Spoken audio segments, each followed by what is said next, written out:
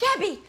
Can I interrupt your meaningless activity with a small problem I'm going to treat like a big problem? Fine. I'm going to pretend that I don't want to help you, but I will because we're in a codependent relationship. Great! I don't really remember the exact circumstances that led me to decide to wear the tail for 5 days, but I did bring it upon myself. You don't like a hard-boiled egg? Not you wouldn't ask for it. If you give me a hard-boiled egg and I put it in my pocket and carry it with me on the trail... Okay, like a land Jaeger? When I'm hungry and I'm way out on the trail and there's no place to get any food, then I'll pull that egg out.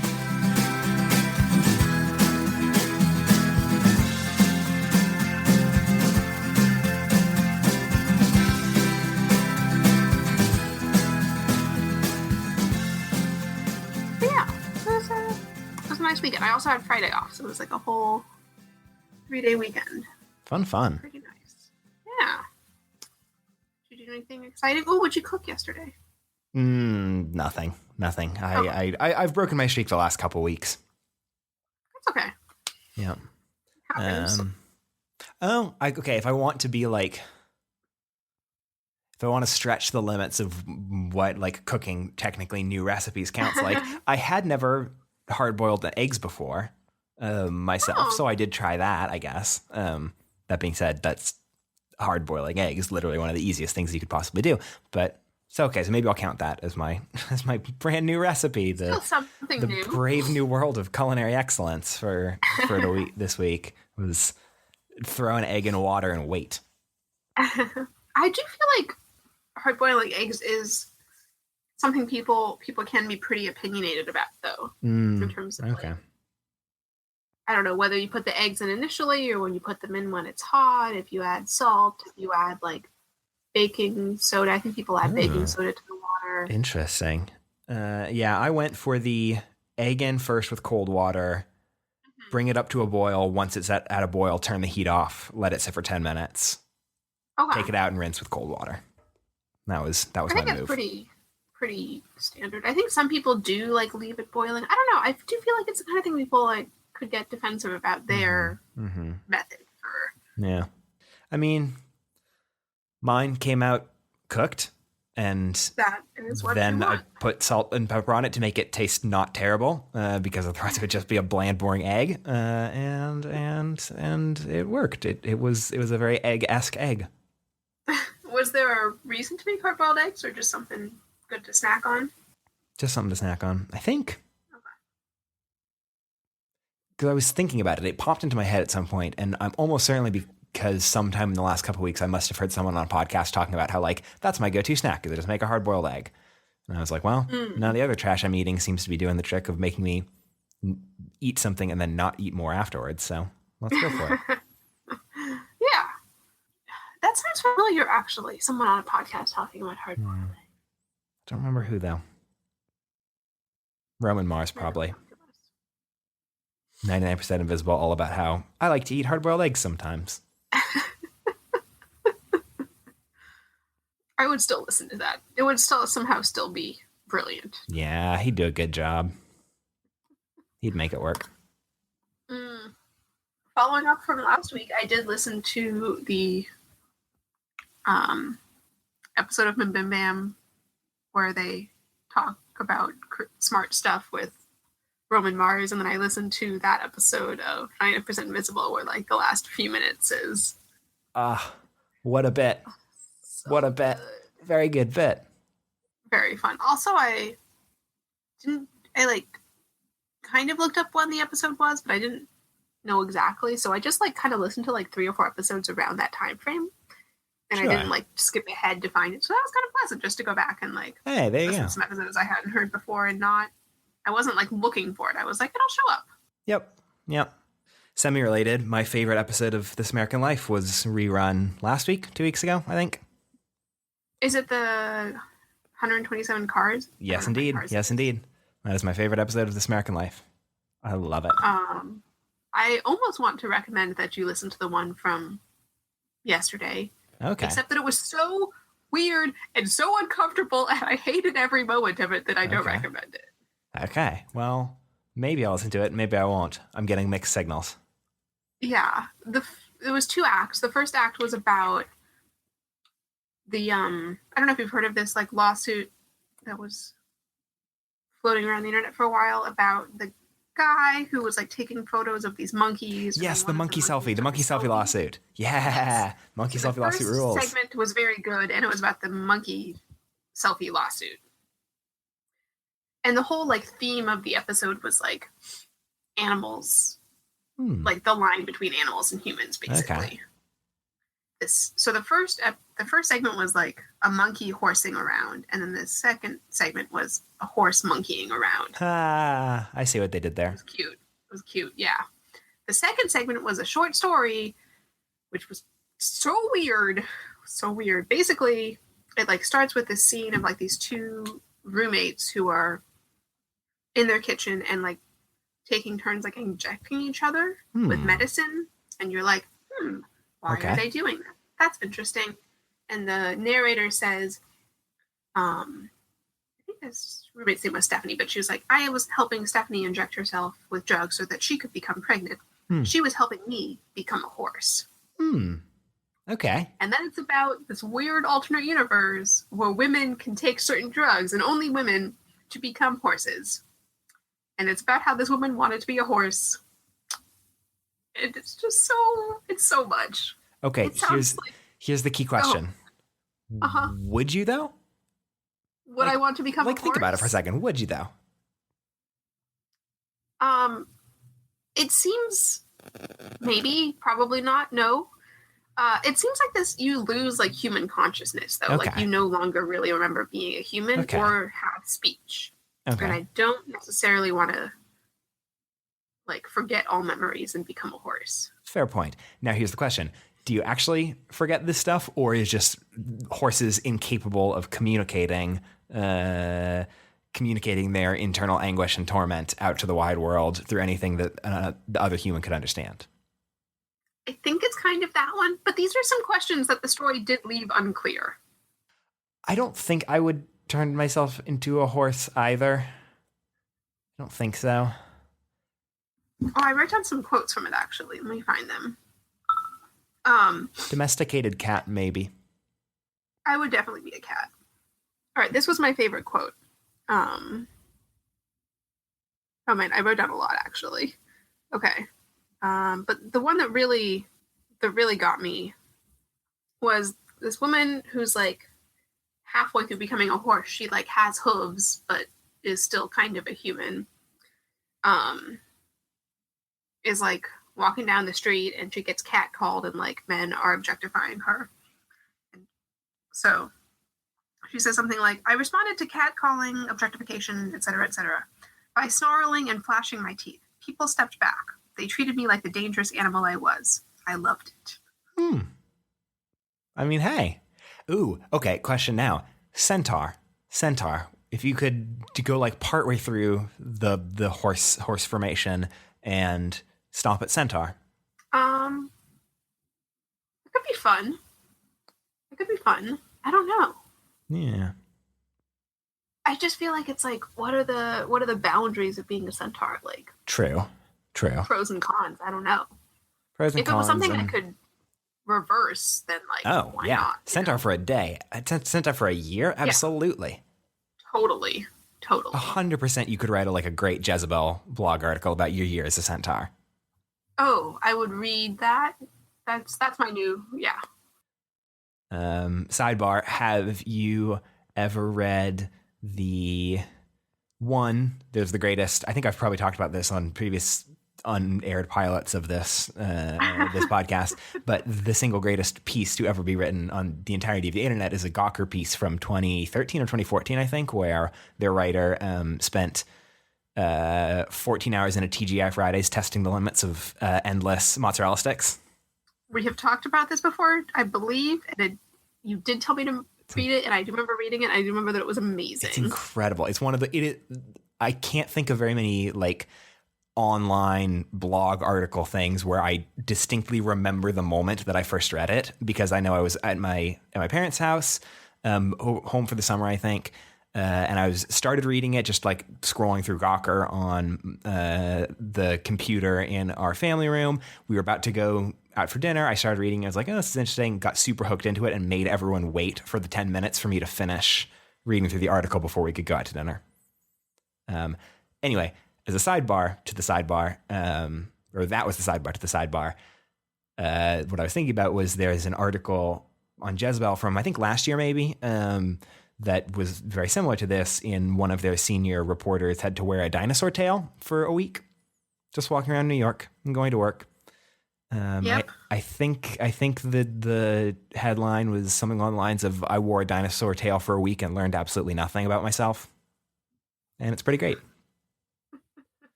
So anyway, you could spend your year as a centaur and then write your Jezebel article and all will be well. Man, that's the dream. Mm-hmm. As we were talking about, I have started using Castro, so I like have the queue and then I have the like, what do they call it? The inbox? That's what they call it. Yep. And this has just been happening for the last like probably 2 weeks. I've just felt really uninterested in a lot of podcasts that I normally love. Like I'm just scrolling through and I'm just like, I don't want to listen to any of this. Like, Interesting. only a couple things I've been like, yeah, like, but really like just very few. So yesterday I was looking at the inbox and there were 133 episodes in it. And I scrolled through all of them and I added like 5 to the queue and then I just archived all of them, which felt really wild. But I was just like, I'm just not feeling it right now. So I put them all away. I don't know. Have you ever like felt, basically my thought is just like, have you ever felt like uninspired by your podcasts or like needed to change things up? Or I don't know. This is new. This is weird. Interestingly, I'm actually feeling the exact same thing with a sort of subset of the podcast genres that I listen to. We can get talking about my thing in a second. One thing I'm curious about is I wonder if, so you went from Overcast was the app you were using before, now to Castro. And I'm presuming with Overcast, you had it set where it would like automatically download whatever you're subscribed to or whatever the default setting is. I think I had like 5 episodes like saved of each thing, plus any I would have to go back and add in if wanted. Yeah. And I wonder if there is something in the mindset and the design of the apps that move from a like, we're going to push these episodes onto you and you can, and the default thing is you just listen to them. Like you press play on your episode list and it just barrels through, versus an app like Castro where you have to make the explicit choice to say, yes, this is a thing I want to listen to or I want to add to my list.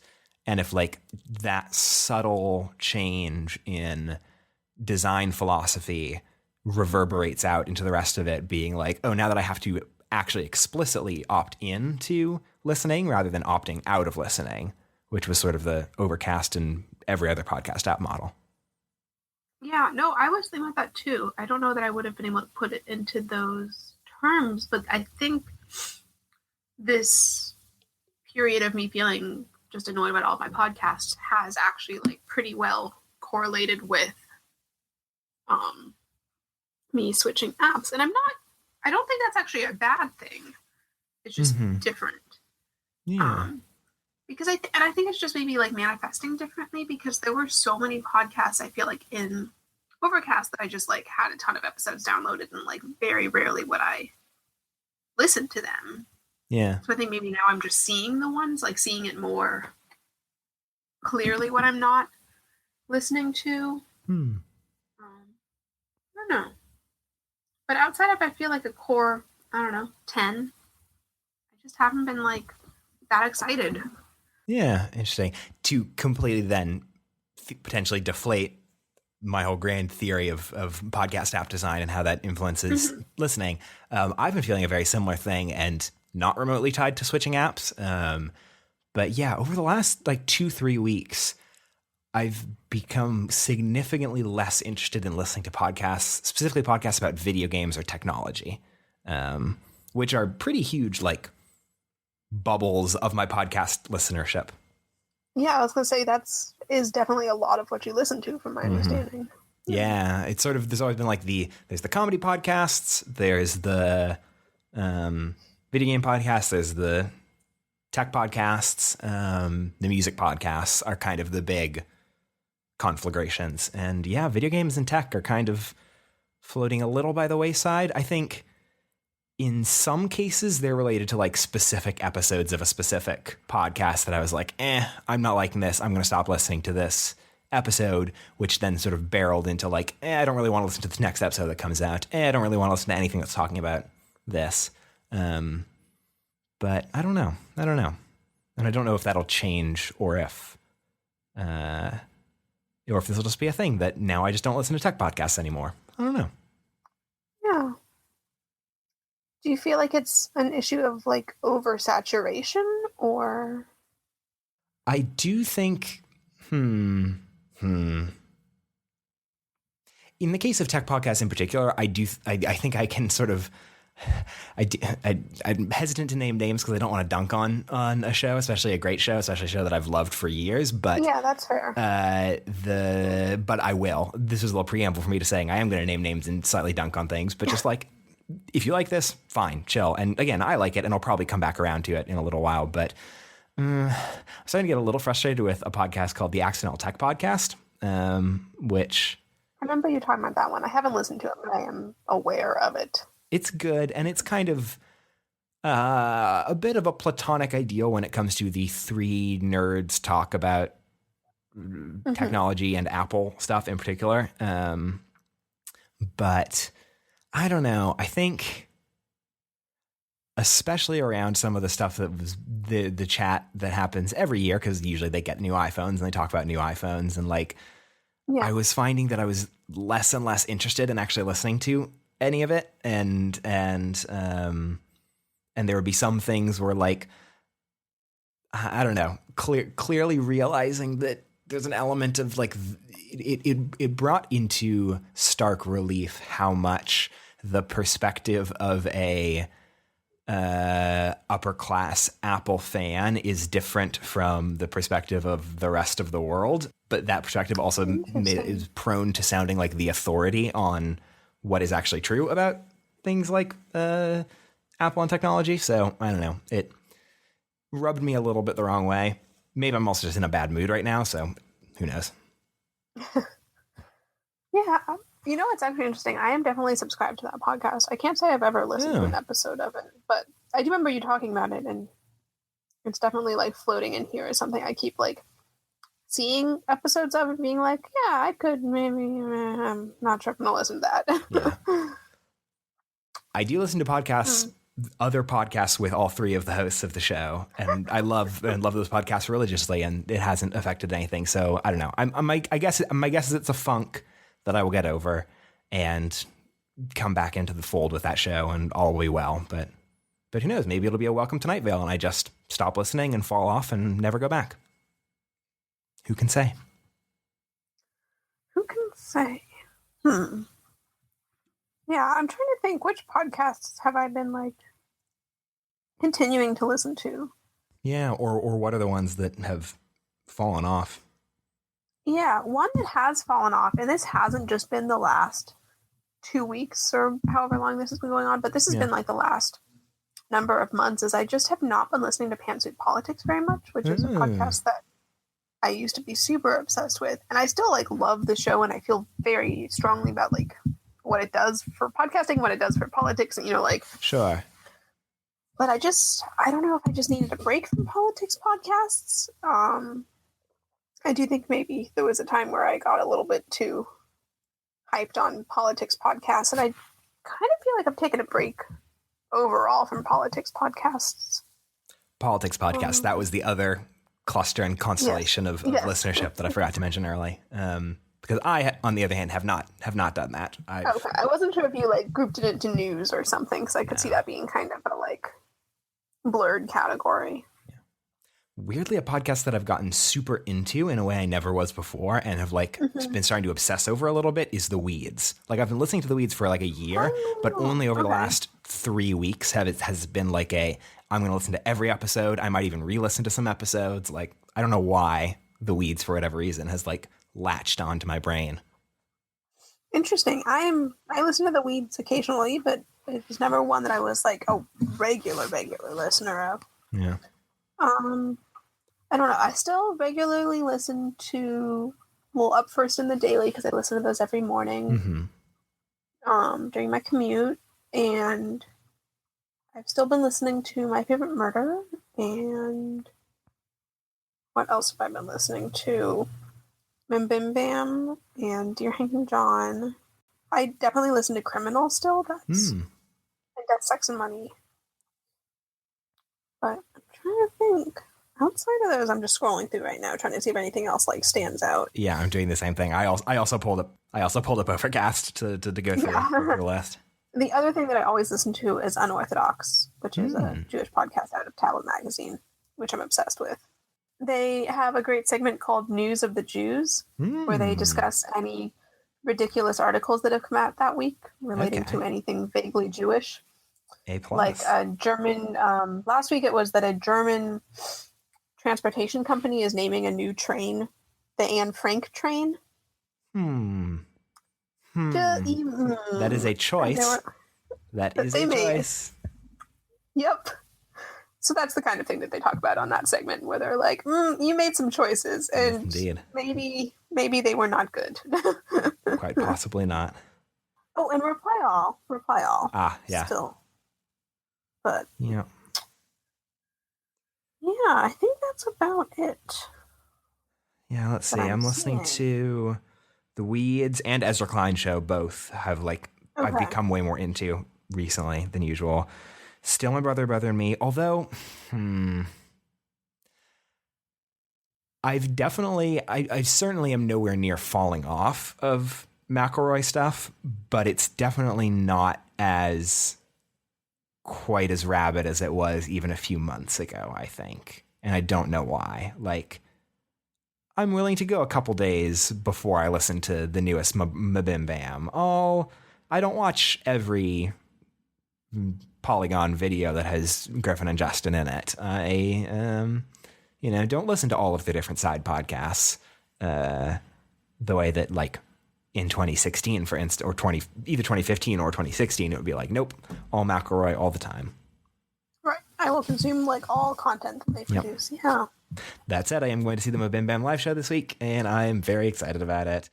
Yeah, a podcast, a lot of those tech podcasts that I listen to, or I guess formerly listened to, are all on a network that is one of the co-founders is this British guy named Mike Hurley, who actually I met at XOXO last year, and we talked about back when this was supposed to be a podcast about podcasts. He asked what's the podcast that you're going to start? I explained it. He was like, that's a really good idea. You should tell me about it when you guys launch, because I would like to listen to something like that.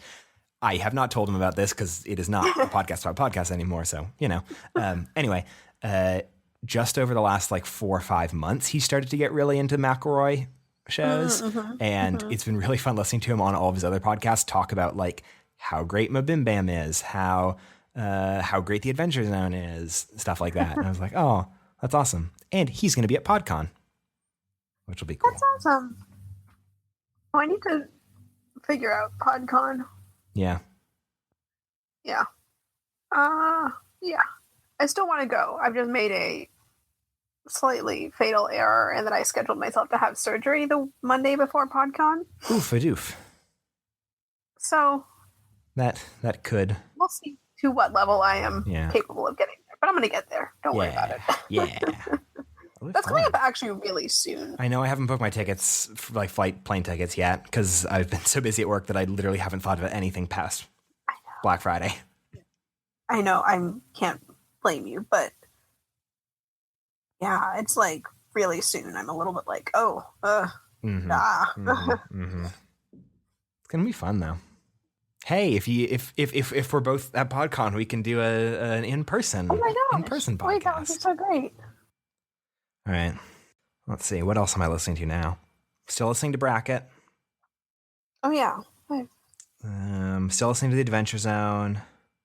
Still listening to Cortex, which is CGP Gray's podcast with the aforementioned Mike Hurley. Still listening to Crimea Riverdale, which is one of multiple Riverdale recap podcasts that I listen to. I'm still listening to Do by Friday.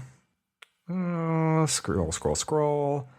I found a great podcast right at the beginning of the summer called Faculty of Horror that is only a monthly podcast, but it's hosted by these two academics. I think they're sociology researchers and professors that also love horror movies. And so they will pick a couple movies every month and then talk about them and sort of talk about them both through like a, let's talk about the film. And let's also talk about some of like the sociology and some of the like cultural things behind the horror films. And the two ladies who do it are very smart and very funny and very good at talking about horror movies. That's easy though, because it's only once a month. Yeah. Still listening to Holy Swift, aka my favorite Taylor Swift podcast and one of my favorite podcasts, and that has been with me in this trying time of the Reputation release week. I'm sure there are other podcasts, but this list is very long. Woodland Secrets. Oh, I have been listening to that. Not everyone, but any host that I like, or not host, guest who I recognize the name or they sound interesting. I do really like that podcast. It's fun. It definitely reminds me of our show. We just gonna talk. We're just gonna talk. Yeah. And see where the conversation goes. Yeah, I agree. I think that's kind of a similar thing to what we have going on, and I like it. Yep. I listened to the one with, what's her name? Allegra Frank. That's her name. Yeah. And I was like, this is cool, but this entire thing was about Pokemon. Yep. Legs Frank. Oh boy. Like, that makes sense, but... Indeed. Oh, the other thing I have been listening to, which, like, doesn't seem like a podcast, even though it, shows up in the feed, is I've just been, like, listening to OPB. Like, I subscribe to the podcast, so then, like, any segment they put on OPB shows up, and then I can just, like, listen to the ones that I'm interested in. Yeah. Which is nice, especially if I'm, like, listening to the radio in the morning or something, and it's like, at 2 p.m. today, we will be talking to so-and-so. I'm not going to turn on the radio at 2 p.m., but sure, it will show up here. Need a so the two I have right here, I heard about on the radio this morning.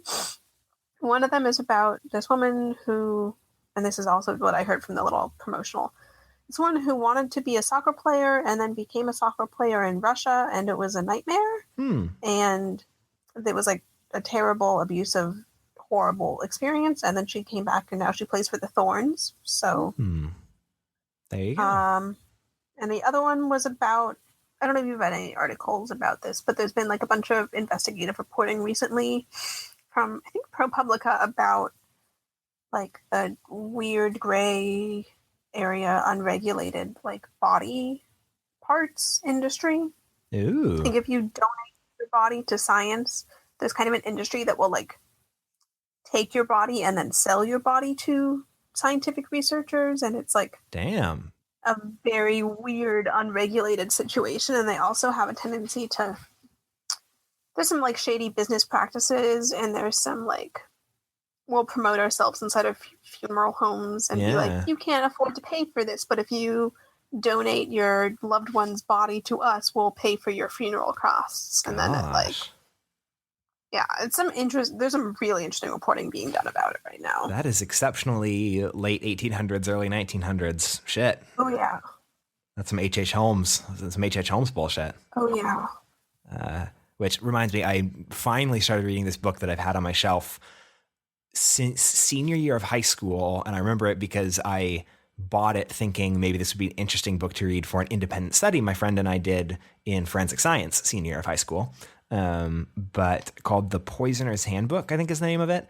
That is about the first like not corrupt chief medical examiner in New York in the 1920s, who like invented what a modern medical examiner practice is and how to like actually do good forensic toxicology and autopsies and stuff like that. And it's interesting. That is very interesting. But yeah, definitely some shady body resale occurring in 1918. Oh boy. I'm trying to remember like the original article I read about this, but it was really interesting. And there was some issue happening where like people are kind of like independent contractors in this business. And so someone was just kind of like, what's the word for chopping up a body? Oh, fuck. I don't know. I don't remember. Someone was chopping up a body in their like apartment courtyard, and people were really understandably freaked out about it. And it's like kind of legal. In the courtyard? apparently they're doing this in public area, just like chopping up a body. And the police were called, and the police were like, hey, maybe you shouldn't chop up a body in a courtyard because it doesn't look good for anybody. Like, how much are storage units? Come on. Yeah, I feel like that one's like not a hard one to get to the idea of like, maybe you shouldn't. Yeah. Just also, I mean, maybe this is think like that one this is through. like a thing you do. Like, find a place with a garage. This is like part of your workflow. It looks like there's 3 parts, and the 4th one is called How and Why Reuters Purchased Bodies for Its Investigation, Ooh la la. which A good process story. is very experiential journalism. Getting to the bottom of TGI Friday's endless mozzarella sticks and/or purchasing bodies. and or body farms. Yeah. That's the kind of journalism that I love, though, the where it's like, today at work I'm going to try and purchase a body. Yeah. Yeah, I know. I totally agree with you on that point, both because it gets at the like, oh, it's cool. They're telling a first person story, which is interesting. And there's a lot more urgency and agency to it. It's the same reason why, like, you know, a lot of people are a little more drawn towards the reply all at type and sort of Alex Bloomberg-y and Starlee Kiney type of This American Life story. That is I'm going to tell you about my own personal experience in trying to tell the story rather than I'm just going to tell the story of someone else. And also, if you're someone like me who just like really likes the media and likes journalism in general, anything that is a process story, like a journalism story about journalism, is always going to pique my interest a little bit. So, and sometimes these stories involve you losing your mind while you sit in TGI Fridays for 14 hours eating mozzarella sticks. It's such a good piece. I want every listener to stop. I don't care if you don't listen to the rest of this podcast as long as you read that article. It's so good. I stand behind that recommendation. So good. That's your homework. You have to read that article, and then you have to recruit 2 other people to read that article. Yeah. Yeah. Not listen to this podcast. Just read the article. No, that'll be that's the type. The only advertising we do is for articles for long dead gossip blogs. R.I.P. Gawker. Ooh, the other thing to talk about that was the homework from last week. I was literally about to bring it up. Were you? Perfect. Oh, good. It was a good transition, too. It's just Between Us, or the book that what is the book called? I Hate Everyone But You. Yep. I Hate Everyone But You, book club. So I guess this is the moment where we remember that we have an audience and have to interact with them to say that, okay. If we're going to play this by the rules of every John Siracusa podcast that I've ever listened to that talks about media, the way that you have to do it is, if we're going to talk about anything and any sort of spoilers, then we have to save that for the end and make sure that we don't talk about anything else once we get into the spoiler section, so that way people can stop the podcast and not worry about missing out on anything afterwards. Oh, okay. So how about we do this? Okay. First off, introduction, front matter, context for all of this. As I said before, homework for this week. Read I Hate Everyone But You, a young adult novel by Gaby Dunn and Allison Raskin. I believe that's the order that they put their names in. If not, it's Allison Raskin and Gaby Dunn, who are the hosts and creators of the YouTube channel Just Between Us, which is a really great sketch comedy channel. And they read a book, and we read that book. And ostensibly, if you're listening to this point, you have to, or don't give a shit and want to listen through. Why don't we just start off being like, what did you think? What was your like general vibes about the book? General review. I will start. Overall, I enjoyed the book. It was really fun. It was really cute. I liked the letter texting epistolary. That sounds right. I think so. Epistolary style of it. It felt very true to the selves of Gaby and Allison that they portray on their channel. And it was a fun, like, YA cute little read. Yeah. That's my overall opinion. Yeah, I think I definitely agree. I liked the book. It's definitely a young adult book, definitely a funny book. I don't know whether I'd call it a comedy, I think. Yeah. You know, it's still it's like a lot of YA books, like a lot of John Green books, actually, I think, but maybe funnier and a little sillier version of like a John Green type style of hitting that mark between funny and clever and witty, and also talking about like lives with problems. Yeah, like you mentioned, the book told through emails and text messages between, I guess a little more context, two characters, Jen and Ava, who are both just started their freshman year in college after being best friends in high school. Jen goes to Emerson all the way across the country. Ava stays in Los Angeles and goes to USC, and they make a pledge that they are going to talk to each other at least once every day. And these are their conversations over their first semester, and drama ensues. But yeah, I liked it. I ended up liking the book a lot more than I thought I would. I thought it would sort of just be like, fun, quick read, which it was, but like it hit me more than I expected. I definitely think it's very, very impressive for a first book. That said, it does feel like a first book. I think there's definitely like, it's not perfect. There's room for improvement. But I think it did the right things right, if that makes any sense. I think I know what you're saying. Yeah. Even if it didn't do everything right. Yeah. No, I mean, I would agree with basically all of that. Yeah. And I like feel very positive about it existing in the world that other people who aren't already fans of theirs might read and take away a lot from it. Yeah. All right. I think at this point we can, not that we necessarily have to leap into spoilers right now, but we can maybe say that this is the like no holds bar. We can talk about whatever we want, including the ending, including everything. Yeah, and it might get more specific than previous. Into plot details and such. Okay. And if you haven't read it yet and intend to or care about being spoiled, don't listen further. If we talk about anything else fun that has nothing to do with this, I guess now I have to edit it out and put it earlier in the podcast, which we'll try our best. So you should have already heard it. Cool. All right. Thanks, audience. Bye. Let's see. I'm trying to think before we dive into like specific actions or choices of characters or whatever. Like, is there anything more about format or structure that's stood out to me?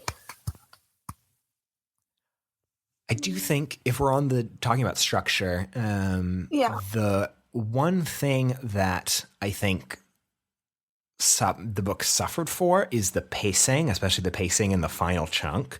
I think it went really, really fast. And again, at this point, everyone's read it, so everyone knows the ending and stuff like that. But like, it makes sense. It's definitely a function of the fact that the more the two characters are talking, the slower the book reads, and the more time we spend on a given day because there's more text going back and forth. And then when the key climax is they're not talking to each other anymore, all of a sudden vast stretches of time move by really, really quickly in space, in text in the book. And so the time between start of the semester and Thanksgiving is nice, and that's the first 300 pages of the book, and then the time between Thanksgiving and Christmas and the end of the semester is like 10 pages. Yeah, it happens really quickly. Yeah, that is true. Which I think it worked for me in terms of the build up to them having their big fight and them dissolving. That felt earned and good. It was then the quick resolve from they had their big fight and now they are obviously not in the same place they were before, but like in a better, they're right. They have learned and grown as people. Yeah. And that happened really quickly. It was over the course of like a month or so in terms of character time, but it was over the course of like 10 pages of me, the reader, time. How did you feel about, because as anyone who watches their channel knows, kind of there are two things that they talk about and educate people about and are central to their work are like LGBT issues and mental health issues. So how do you feel about how those two subjects were in the book? I will say one thing that I appreciated about it was that just because in Jen's case, Jen is queer, and in Ava's case, she's suffering from anxiety disorders. And I don't remember, is she diagnosed with OCD or just with anxiety disorders? It might just be anxiety. Yeah. But... in any case, that Gaby and Allison are not afraid of making Jen and Ava into like not great people, and not definitely not like portraying them as angelic in any way. It's like, no, they are suffering from these things that either in Ava's case a mental health issue, in Jen's case having to deal with the societal repercussions of you being yourself in a world that doesn't necessarily support that. You can still be a shitty person and be from a disenfranchised group. And I think that sort of helped making them feel like real and fully realized. And I think there's, I don't know, an element to which it's refreshing to see them not be tokenized in that way. Yes. They did feel like real, like, I guess 18-year-olds who make good choices and make bad choices and are learning and growing. Side note, I realized when they mentioned that, oh, they're freshmen in college, and so that means that they're born in 1999, they were talking about, which means they're 1 year older than my sister is. Like, I didn't, That's the same thing for me, too. Yeah, that moment during it, I was like, oh shit, these are like the same age as my little sister, which entirely weirded me out for a good couple chapters. Oh, yeah. There's a lot that's weird there. I think for both of us in that, like, first of all, freshmen in college were born in 1999, and second of all, next year's college fuck that shit. Students will have been born in 2000. Yeah, which is bananas. Anyway, you were saying. Anyway, I don't remember what I was saying. Oh yeah, no, they're good, authentic 18-year-olds. It's interesting. I'm curious your takes on this because I was very mad at Jen, the character, for like most of the book. Oh God, yeah. I think that's supposed to be intentional, but I'm not sure if they like resolved it enough for me to not still be really mad at Jen and not feel like I was like betrayed. Yeah. So, okay, here's the thing that I was realizing as I was reading, because I was feeling the exact same way.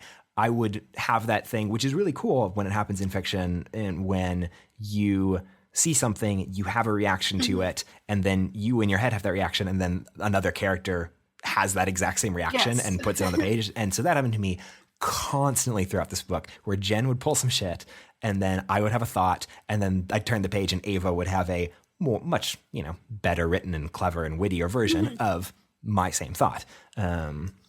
And that did get me thinking. So one of the many places where I connected to this book is that last year when I started watching Just Between Us and getting really into it, I had the realization of like, oh my God, I'm like, again, this is all the performative version of their friendship and their relationship that happened on the YouTube channel, which is certainly similar and related to the actual humans, Gaby and Allison, but not exactly them. That being said, that performative version of Gaby and Allison is so very similar to myself and a friend of mine from college, where I am the Allison and she's the Gaby. I felt that same way, and I don't know how much of that is because I related to Ava maybe more than almost any character I've read or seen in the last while. Like so many of her thought processes, of her reactions, of her insights on things exactly mirrored thoughts that I was having in a way that was sometimes scary when she would be a little shit. And I'm like, oh God, you're being a little shit in exactly the way that I am a little shit. So I'm kind of tempted to like tell my friend, hey, have you read this book? And if not, can you? And tell me what you think about Jen versus Ava. And if maybe like, if you're a Jen, if you're a Gaby. That's a very interesting question. Do you feel the exact same way we feel about how like this is clearly a one-sided book where Ava's the quote unquote good person, the good guy, and Jen is the asshole. Obviously they're both assholes, but the balance is tilted a little bit. So I don't know how much of that is that like this is the text of the book and you're meant to read this, or if you're an Ava, then you feel like Jen fucked you over, and if you're a Jen, you feel like Ava fucked you over. Yeah, that's a really interesting idea that I would love to hear more people's perspective on, because I think I'm definitely an Allison or an Ava. And so I definitely am like still very annoyed at Jen, the character, but yeah, is that how much of that is influenced by just identifying with the character more? Yeah. Do you like, I don't know, how do you feel about the what's that woman's name? Charlotte? Yes. How do you feel about Charlotte? Fuck the trope in YA fiction and in teen television dramas where student-teacher and student-TA relationships are not called out for being as atrocious as they are. In this case, I will admit, one, it's college, so it's much less gross than like in Riverdale and Gossip Girl and Vampire Diaries, Pretty Little Liars, and plenty of other shows that like clearly do it because it's like, oh, it's a fun drama thing that we can toy with, and also all of the actors are like 34 anyway, so it doesn't look as gross and atrocious as it would be in real life. But like in the high school context, obviously, clearly 100% in every circumstance, terrible. No. In the college context, a little bit more of a gray area because consenting adults. And also, this is an area where I don't want to wade as deeply into it because, frankly, I just don't know as much about. I do know that there is elements where, like, because of social stigma around LGBT sexuality and around like being out and open earlier in your life, a lot of like sexual experiences get delayed towards later years, and it is much more of a thing for like older members of the community to sort of to interact with the younger ones and sort of a form of mentorship, I guess, but like sex mentorship. Again, I don't know enough about it. I just know that like it is a thing that is a part of those communities that is, you know, not necessarily a universally accepted part of the communities. And I don't want to wade into that all too much and pass too much judgment on that. That being said, in this particular case, like I felt like the book was saying that what Charlotte's doing is gross and bad and abusive, particularly in the way that it introduces the Molly character and introduces this as being a cyclical thing that has happened with Charlotte and multiple young girls. I think that was well done how they initially you're kind of like, well, I guess this is okay. You know, you're like, but then it's like once you see the pattern of it, I thought that was well done. I'm curious because I reacted really strongly to kind of the end of the book where Charlotte was like fired or had to step down from her position as like journalism guidance assistant. I'm not using good words for this. Because, you know, they basically had like pulled up previous articles she'd written and people weren't comfortable with like her previous opinions. And I really was not okay with that. I felt really upset about that outcome. But interesting. Why? I don't know. I just feel like that's something that has generally happened before, and just because, like, I don't know, just the idea that you can't all like learn and grow, and because you 5 years ago had an opinion that's now probably not the best opinion, you know, you're no longer suitable for a job that it seemed like she probably was good at doing. And I do understand that, you know, some characters might not have been comfortable with her in that position, but I don't know. I just really feel like that's something that happens a lot now, is like, you know, someone digs at something someone tweeted 10 years ago and then there's a witch hunt. And I'm not sure if the book was trying to play on those ideas or not, but I really dislike that. I don't think the book was really getting too deep into it. I think part of it being like issue of length, part of it also being issue of like point of view and a multiple first person epistolary story that like over and over limits the perspective that an audience can get into what's happening in the story, because you only get to know what are the things that A, these people think, and B, these people think and choose to say to each other. And so all we view her and her problematic articles about are through the lens of Alex, through the lens of Jen. And so I think it doesn't help that Jen is in love with Alex, so she's very willing to take Alex's side. I think Alex is his name. I don't 100% remember. Yeah, that sounds right.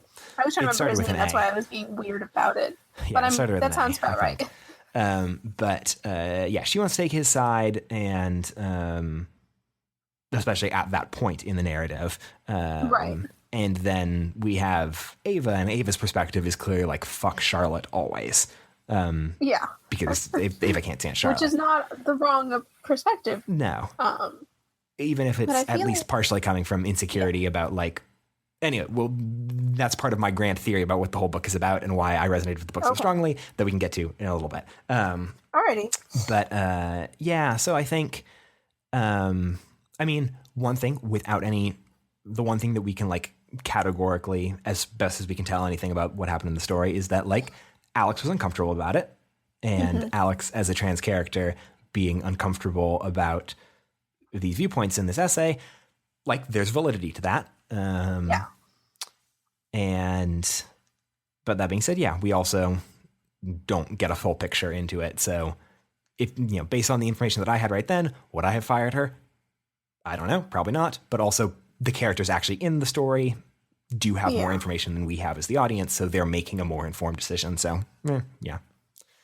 I don't think I have a perfect answer to any of those questions, but I really struggled with that part of the book, and I was really angry. I think that's about 2/3 into the book, and I feel like I didn't quite let go of that. So when it ended, I was like, I'm still mad.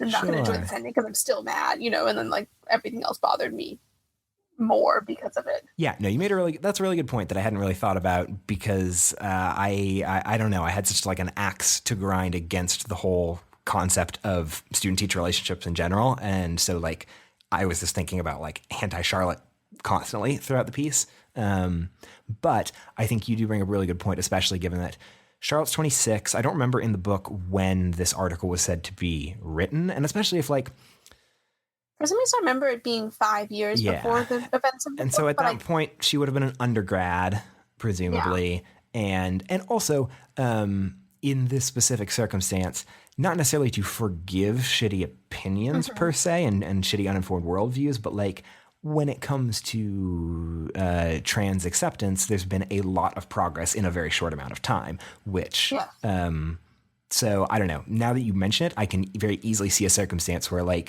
you make a problematic, have some problematic thoughts and write a piece that's based on a view of, I believe second wave feminism is the one that tends to lean more towards that sort of gender essentialism and women born women as true womanhood. And so I can see that. I can see a circumstance wherein you have these thoughts, this is the environment that you're in, things change quickly, and hopefully you change with it, or at least get and are pressured into changing with the times, and grow. And especially if that's what's happening when you're in your early 20s and now you're more of an adult. That being said, she was sleeping with multiple 18-year-olds that she was in a position of authority with, and so I just didn't like her in general. But no, that's a very fair point. Yeah. No, I didn't love Charlotte, but somehow I was, I don't know. It didn't blind me from being really angry about that part of it. Which kind of surprised me, I guess, in a sense. I don't know. Really, really got to me. Let's see. Going through some of my notes. I bolded, oh God, speaking of one of the times when I related to Ava maybe more than almost anyone that I've read recently. There was a moment, I don't remember where it was, but she says something along the lines to Jen about or no, I think she was talking about like Sophia or someone like that, saying you can just ask people to hang out. Like that's a thing that you can do. And like I react with that so strongly because that never crosses my mind as a thing that I could ever do, to just like, oh, I want to hang out with someone. And so what'll I do? Go weeks being like, I hope that something comes up that we can hang out, or they reach out to ask to hang out with me or something like that, and never once think, oh yeah, I could just ask to hang out. In fact, I'm sure this has happened many times in the run up to making this podcast where like in my head, I'll be thinking, it'd be great to chat with Rachel soon. And then like, I never once think I should respond and say like, hey, let's chat soon. Instead, I am hoping that you do that, even if it's subconscious. So, yeah, I'm such an Ava. I feel like I just bombard people with things. I'm like, hello, I don't know how to ask you to hang out, so I'm just going to send you articles that are interesting or podcasts. It's exceptionally good and exceptionally necessary. I've tried to be better about it. Specifically, I've kind of used you and the fact that we have this podcast as a bit of a test case to like force myself to be, no, I have to. If it's been a couple days, I will reach out and actually say something or send something and keep this train rolling. I like it. Which is good. Really nice. I think it's worked. I mean, it's worked well. So good. Yeah. Another thought that I had, and this could actually be the nature of the characters, is that I felt like there was more. How do I say this? There was more well-rounded representation of, or more like nuanced more descriptive representation of like Gaby or Jen and like being queer than there was about like mental health things. And maybe it's just because like Jen as a character is much more like loud. But I felt like, I don't know, I just felt like there was a bigger focus on that, and I'm trying to remember exactly what left me with that impression. But yeah, I think I sort of agree with you, and for me, that worked really well. And I think, or at least maybe not necessarily worked really well, but it felt real in terms of the way things are being presented. Now, that also being said, how much of this is me reading into info that I know about Allison, the person, and Allison, the performative character on Just Between Us. But I sort of took with a lot of her mental illness things of it. She's exceptionally, problematic term, high functioning. And it, there's in sort of the text of the story, it's not about her coming to grips with the fact that she has mental illness. It's about, her spiral that she has over the course of her first semester of college. But, she has long been diagnosed and long been like on this train already. And so there's not much in the way of new revelation on that front. Whereas with Jen's character, it's much more about like, this is a new thing that is being discussed and being explored. And so I think in the time frame of the book, the way that they chose to write it with Ava, like Allison, being diagnosed from an early age and, going through her high school years already in the mental health system.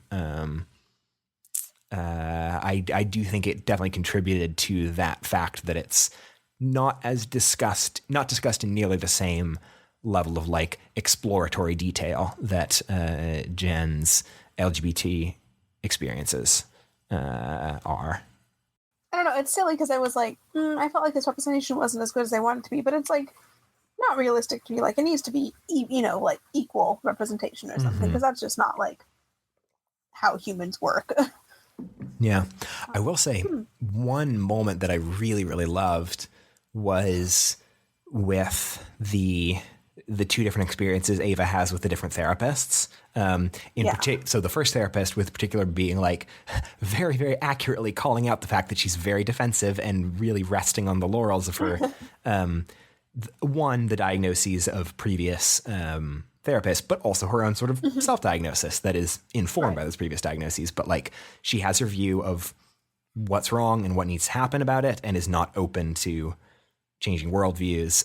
And then, of course, unsurprisingly, the therapist that is very effective at actually like breaking down some of these walls is the one that like completely blindsides her by not buying into any of her bullshit and refusing to accommodate her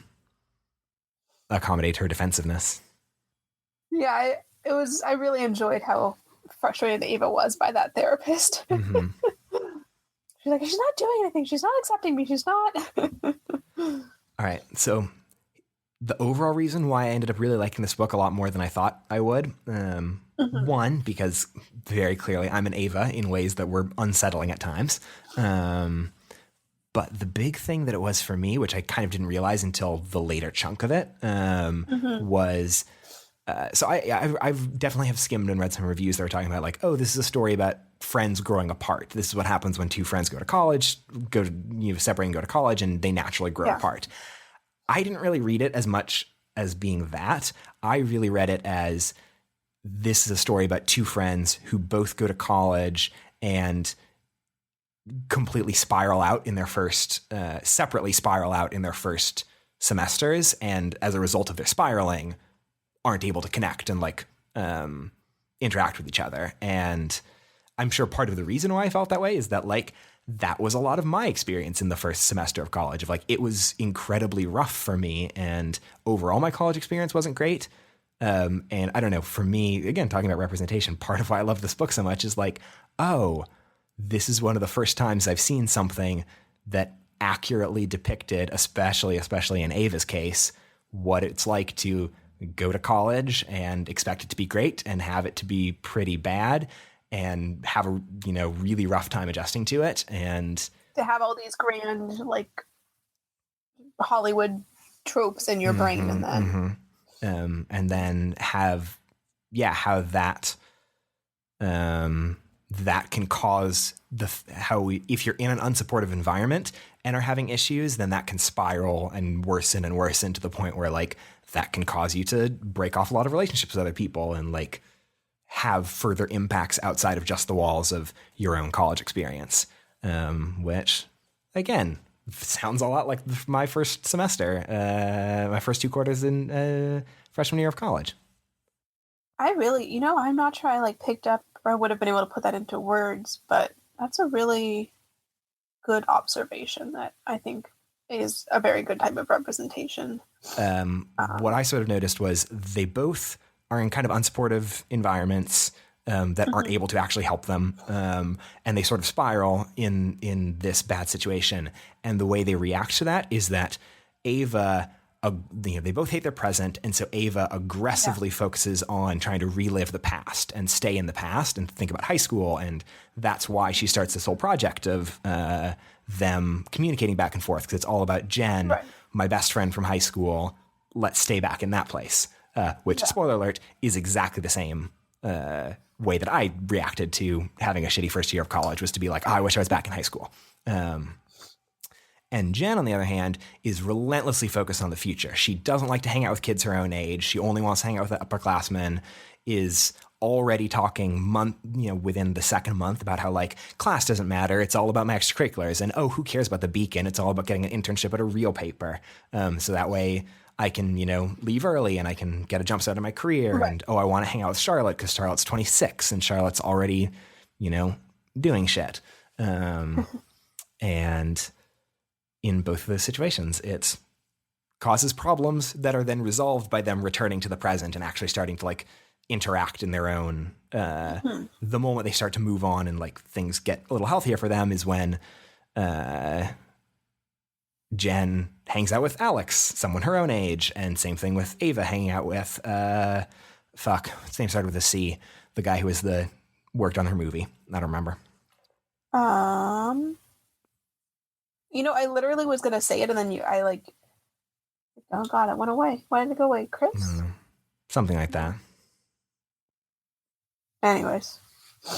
So, and then that's why the shitty weekend is so extraordinarily shitty, because Ava's coming in, as a surprise to be like, yep, let's relive the high school weekend. And then Jen is like, no, I want to move forward and do all this sort of stuff. Now, again, since I'm an Ava, I read the whole thing the first time through reading through the shitty weekend being like, oh yeah, Jen, you fucking suck. What's wrong with you? Why would you possibly do this? And then having to step back and be like, okay, Ava, you pushed this entire circumstance on her in a way that like probably she didn't necessarily want or was, expecting or thinking about. And, you did sort of start this and force her hand, et cetera, et cetera. So both sides, false equivalence.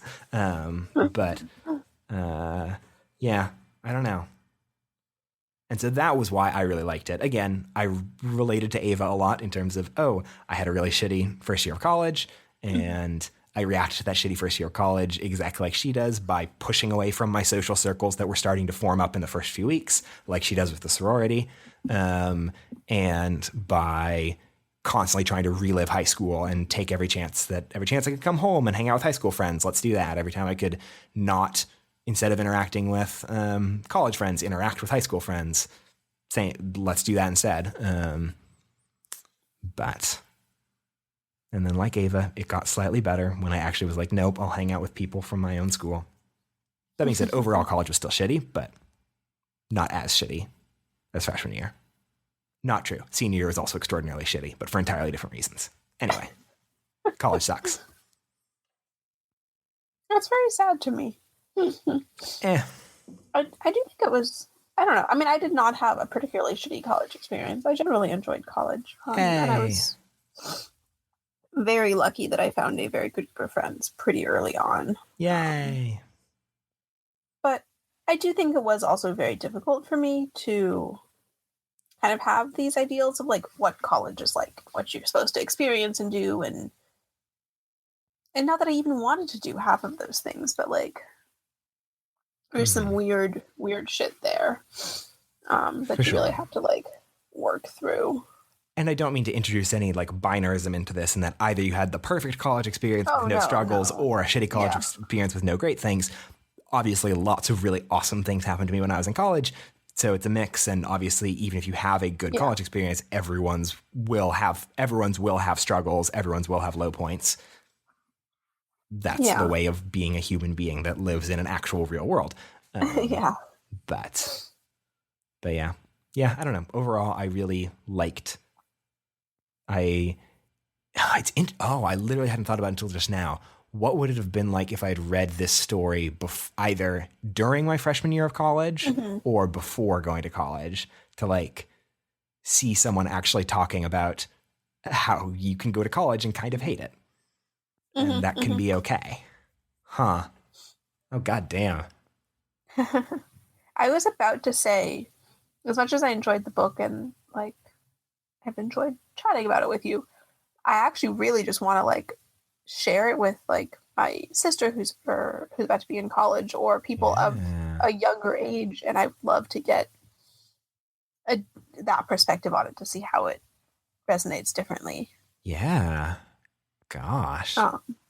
Because I think it can have a very different effect when you're looking back at college or when you're looking forward to or experiencing currently college. Yeah. So I'm going to lend it to my sister when I see her over Thanksgiving. Cool. Yeah, I'm curious what she thinks about it. What other random thoughts did I have going through? One, I took a note in all caps and bolded, I want to punch a wall, the fact that JBU is apparently a thing that exists in the world of this book. That just like they reference and say, oh, you should check out the sketch group. You're such an Allison. You're such an Allison, yeah. Oh, that was too much. That was too much. That was too much. It was too much. And to be clear, when I say I want to punch a wall, that is out of both frustration and sheer joy, because I did love it and I did not want them to cut it. But it's no, it would have been kind of weird if they didn't acknowledge it all, but I was like, God damn it. Yeah. But gosh, yeah. So in the JBU universe, in the universe of this book, there exists Just Between Us. But then does that exist? The book I Hate Everyone But You, written by the authors of the people on Just Between Us. Dun, dun, dun. Gosh, is there PewDiePie in I Hate Everyone But You universe? Is there BuzzFeed in the I Hate Everyone But You universe? That's a great question. I would like to go to like a book signing of theirs and do like an audience Q&A and be like, does BuzzFeed exist in the world of your book? Ava grows up and writes for BuzzFeed.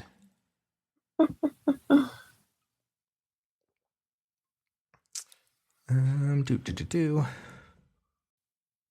Oh, here's a question. How do you feel about the ending in terms of, so they go through this whole first semester, they are clearly talking past each other and like spiraling and dealing with their own bullshit in their own campuses and aren't able to relate to each other. They have the shitty weekend that completely blows up in a way that textually was very fun. Like I could kind of see it coming from a mile away that shit's going to go down this weekend, and the way we're going to see about it is that it's like they're not going to talk about it at first, and then eventually we'll get the details filled in after like 3 pages of, oh my God, what happened? Anyway, all of that aside, how did you feel then about the ending several months later after, Ava, I almost said Allison, sends, those update letters, and they slowly start talking again, and they become friends once more. Become different friends. Yeah.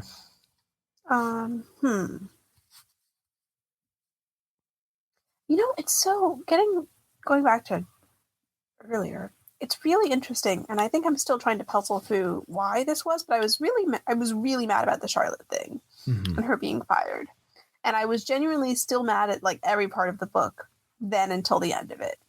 So I feel like anything that might have been like, I'm curious how this is going to end, or like, I don't know how I feel about this. I was just like, this is stupid. I don't like this. All right, like, how is this book going to end? There's only 5 pages left, and all the characters are stupid. So I did calm down a lot in the end, and I thought that was like an authentic, like I thought that was a realistic end. Trying to think. That was not the most brilliant of revelations about it. Sorry, nothing's coming to mind. What about you? What did you think?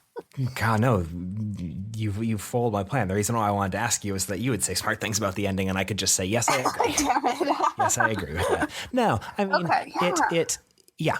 I think the point that I made way at the beginning earlier, that just like structurally and pacing wise, it felt funky. Holds because just, especially for a book that you can read in one sitting, which I did. I think if I had taken a break after the shitty weekend and then waited an hour, waited a day, and then read more, then I probably would feel differently than reading it in just 1 2-hour chunk where the last 10 minutes is where we go from the biggest fight they've ever had to them starting to mend. One thing that I liked a lot about it was that the way they first like bridge the contact together is Jen making a dumb joke based on one little part of a long email that Ava sends. Because like that felt extremely real. Like that's that moment of you both are mad at each other. You both want to connect. And what you want is that easy in to be able to just say like, right, it worked. And I appreciated that. I think they are still, I felt like they're still close friends. I felt like they're still,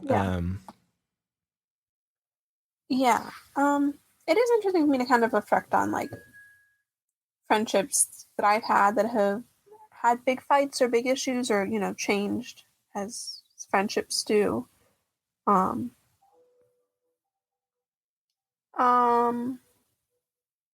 Man, I had a point here.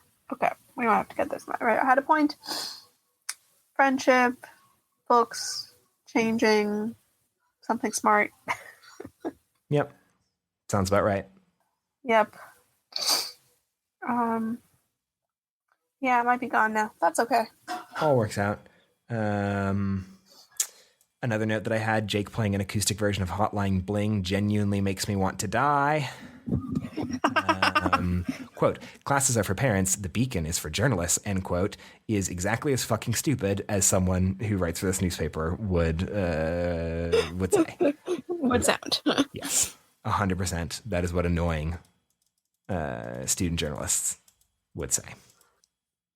The first note that I took when I was noting, because I had to call out how very true this is to annoying film students, is the first note is just Shawshank Redemption is my favorite movie, and then a tongue sticking out face,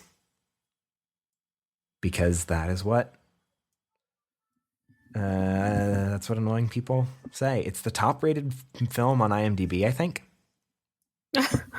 And almost certainly, this is entirely tangential to everything talking about the book, but just a rant on Shawshank Redemption. It is a perfectly good, impressively functional film. And there is absolutely a reason why in a class that I took on screenwriting and writing adaptations, we read Rita Hayworth in The Shawshank Redemption, the short story, or novella, I guess, and then watched the movie and like, yep, very good movie, very good example of adaptation. Awesome.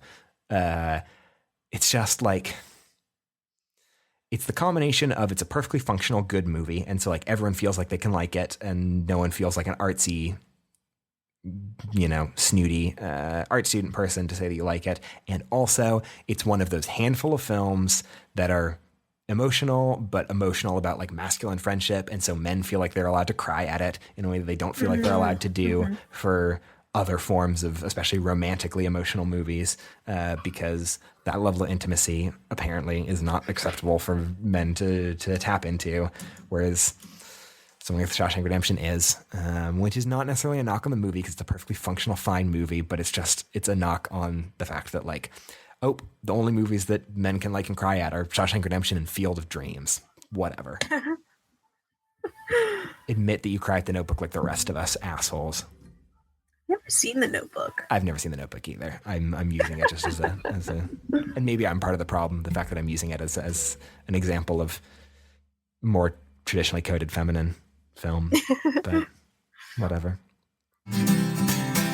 We're getting close to about 2 hours. Do we want to have a nice, pithy final round of thoughts on I Hate Everyone But You, and then quickly talk about something else that's really fun and entertaining so that we can annoy anyone who jumped off early because they were afraid of spoilers? Yeah. I guess final thoughts on I Hate Everyone But You. Yeah. Very lovely. And definitely recommend it. Yes. And I do think it deserves to be said, which we sort of skirted around before. It's a young adult book. It reads like a young adult book. It's marketed as a young adult book. So don't go in expecting fucking Dostoevsky and some shit. This is not some Katsuo Ishiguro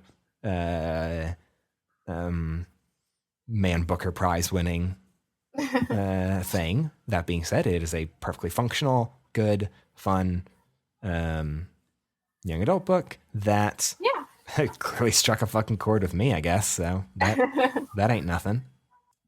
Do we want to have a rating system for books on this podcast? I don't know. No, let's just leave it at like yes or no as a recommendation. Cool. I'd say yes. Definitely. You didn't talk about Taylor Swift at all. Oh shit, dog, dessert. Let's talk about Taylor Swift. Okay, Reputation is it's a immensely good 5 or 6 song album. Like there's 5 or 6 of those songs that are as good as anything Taylor Swift has ever done in her career. In particular, the song Getaway Car is like, it is a top 5 Taylor Swift song. It's incredible, amazing, fantastic. And pretty close behind it are Dress, Delicate, King of My Heart. I'd also throw in New Year's Day and Call It What You Want. So those, really good. If you expand it out to like being a 10-song album, it would still be a very good 10-song album. And I don't know if it would unseat like Red, for instance, but it would definitely hold its own with 1989, with Fearless, in terms of like being in that top tier of Taylor Swift albums. That being said, the actual album is 15 songs long. And hoo boy, does it suffer for that. It is the tweet that I sent, Reputation would be a very good 10-song album, or is a very good 10-song album, and a deeply questionable 15-song album. I think a lot of that has to do with the fact that it's sort of straddling 2 different ideas, or it's overall encompassing this idea about like love and fame and like how to deal with love when you are someone who is famous. A similar thing that Lorde talked about in a couple of songs on Melodrama, for what it's worth, which was also produced by Jack Antonoff. So yay, threads, connection. But the in Reputation, I think the best songs are the ones that really dive into this idea of like, how do you be in love when you're famous, and how do you make that work with your relationships, and how do you handle some of your own bad and questionable behavior when you're in these interesting situations regarding love and fame. And that's where those songs like incredibly super strongly shine. The ones that don't shine nearly as much are the ones that are purely about fame and purely about this like revenge fantasy narrative about like, oh, everyone hates me and I'm going to shed all my fake friends and let's, you know, middle fingers up in the air to everyone else. Some of those songs are kind of fun. This is why we can't have nice things in particular. But overall, it definitely reads as a lot more cloying and less interesting than those like sort of like what Taylor Swift is always great at doing is romantic fairy tale love stories, especially recently doing romantic fairy tale fatalistic love stories like the kind that you saw in the later half of 1989. And that's what you get in spades in songs like Getaway Car, Dress, Delicate, and again, that's where she really shines. I'm not going to begrudge her the fact that she decided to go for some of these more petty and uninteresting songs. That being said, whoever planned out her release schedule and her promo schedule deserves to be fired. And by fired, I mean fired out of a cannon into the sun, because why do you pick the worst singles, the worst songs to be your lead-in singles? It immediately endeared almost no one to her. And when you have an actual great core of an album there that you did not publicize, I don't know if you're trying to do it because you wanted to make a point. I don't know if you did it because you wanted to see how many copies you could sell when you put out shitty songs as your singles, which, to be fair, she's still going to break 1 million in the first weekend. So, you know, whatever. She is proving everyone wrong. She's still a huge box office hit. And also her shitty songs certainly didn't turn away any of the diehard Taylor Swift fans, myself included. This is the only album I've bought on iTunes in like 7 years. It's not on Spotify. But all in all, incredibly good songs in an incredibly mixed album. And to sort of sum it all up, I'll go with the man, the myth, the legend, John Syracuse's one-sentence review of Reputation, which I didn't expect him, of all people, to give a review for, which was, I believe I'm quoting this pretty similarly, I really like the new Taylor Swift album, and I just hope that she's happy.